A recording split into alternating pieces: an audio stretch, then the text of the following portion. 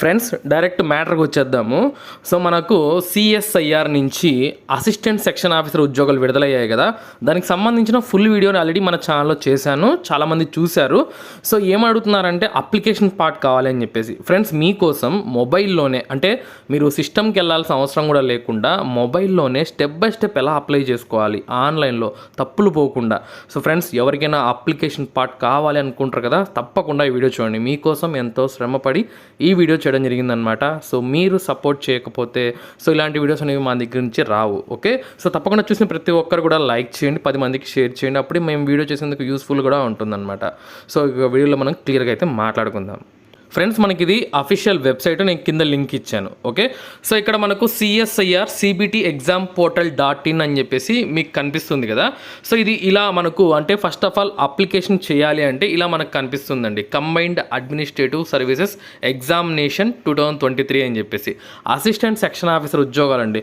ఈ యొక్క ఉద్యోగాలకు సంబంధించిన ఫుల్ డీటెయిల్స్ సంబంధించి వీడియో ఆల్రెడీ చేయడం జరిగింది. ఎవరైనా ఆ వీడియో చూడకపోతే చూడండి, ఫస్ట్ ఆఫ్ ఆల్ చూసిన తర్వాతనే ఈ వీడియో చూడండి, అప్పుడే మీకు అర్థమవుతుంది. సో ఈ వీడియో ఫస్ట్ చూసారనుకోండి, మీకు జాబ్స్ ఏంటి, ఎంత శాలరీ, ఎంత వయసు, సో ఇవన్నీ ఏం అర్థం కావన్నమాట. మీకు లింక్ ఇస్తున్నాను, పిన్నెడ్ కామెంట్స్లో లింక్ ఇచ్చాను, డిస్క్రిప్షన్లో కూడా లింక్ ప్రొవైడ్ చేశాను, స్క్రీన్ పైన కూడా ఆ యొక్క వీడియో థంబ్నెయిల్ కూడా మీకు చూపించడం జరుగుతుంది. ఇంకేమీ డౌట్ అవసరం లేదు, ఫస్ట్ ఆ వీడియో చూడండి.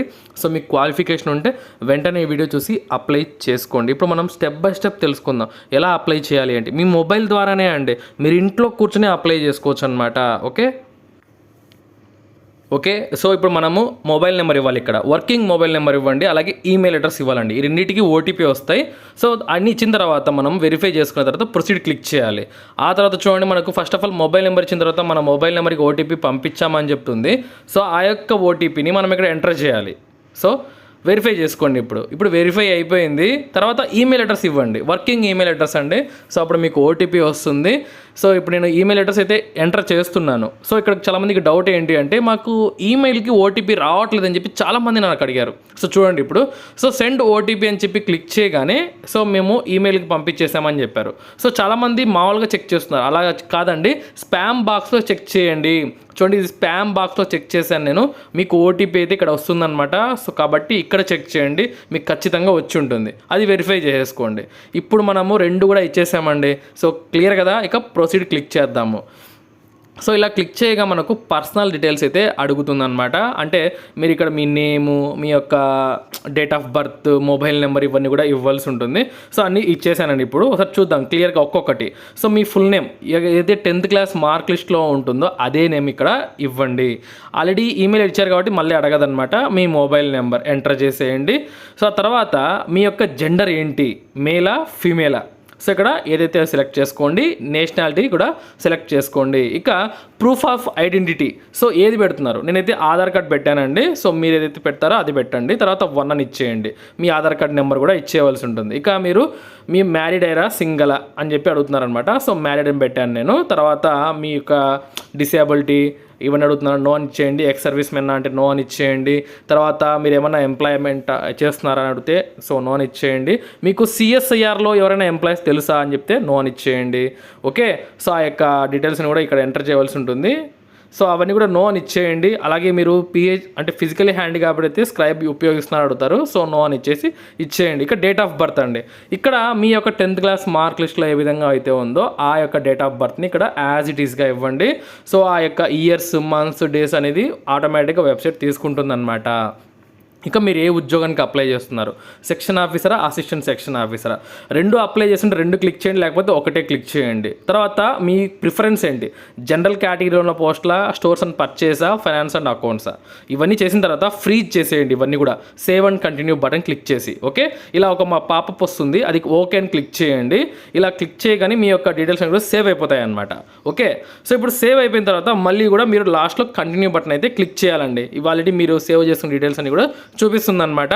సో మీరు లాస్ట్కు స్క్రోల్ చేసేసి సో మీరు ఇక్కడ కంటిన్యూ అయితే క్లిక్ చేయాలన్నమాట. సో చూడండి, ఇక్కడ మీకు కనిపిస్తుంది. ఇప్పుడు లాస్ట్కి వెళ్ళిన తర్వాత కంటిన్యూ అని కనిపిస్తుంది కదా, దానిపైన క్లిక్ చేసి మీరు ఇంకా నెక్స్ట్ పేజ్కి అయితే వచ్చేస్తారండి. సో ఇప్పుడు నేను కంటిన్యూ క్లిక్ చేశాను. ఇప్పుడు మనకు బేసిక్ డీటెయిల్స్ అంటే మనం ఇక్కడ ఏంటంటే ఎగ్జామినేషన్ సెంటర్స్ ప్రిఫరెన్స్ ఏంటి, స్టేజ్ 1కి ఎక్కడ మనం రాయాలనుకుంటున్నాం, స్టేజ్ 2కి ఎక్కడ రాయాలనుకుంటున్నాం. సో ఇక్కడ సిటీ ప్రిఫరెన్సెస్ అండి. ఫస్ట్ ఆఫ్ ఆల్ నేను ఇక్కడ సెలెక్ట్ చేసింది ఏంటి అంటే హైదరాబాద్ సెలెక్ట్ చేశాను.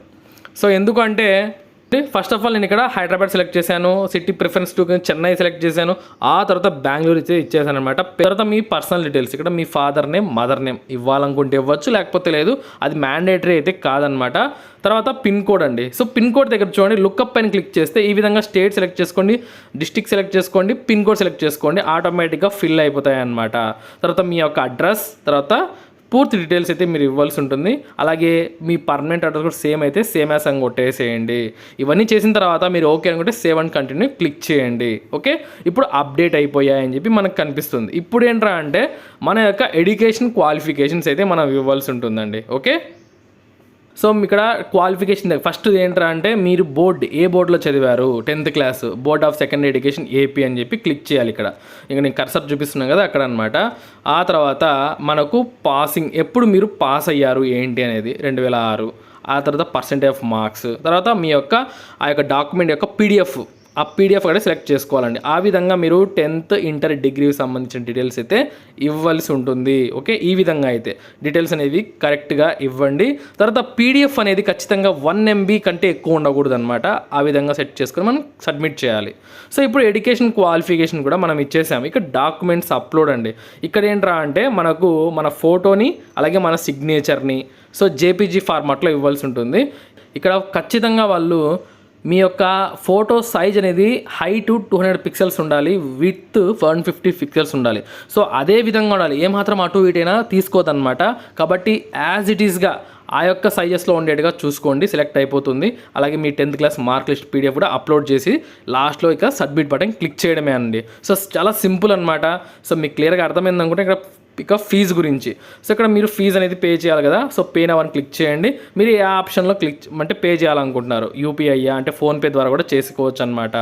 ఓకే, అలాగే మనకు నెట్ బ్యాంకింగ్ ఉంది, క్రెడిట్ కార్డు ఉంది. సో చాలా ఆప్షన్స్ అయితే ఇచ్చారండి.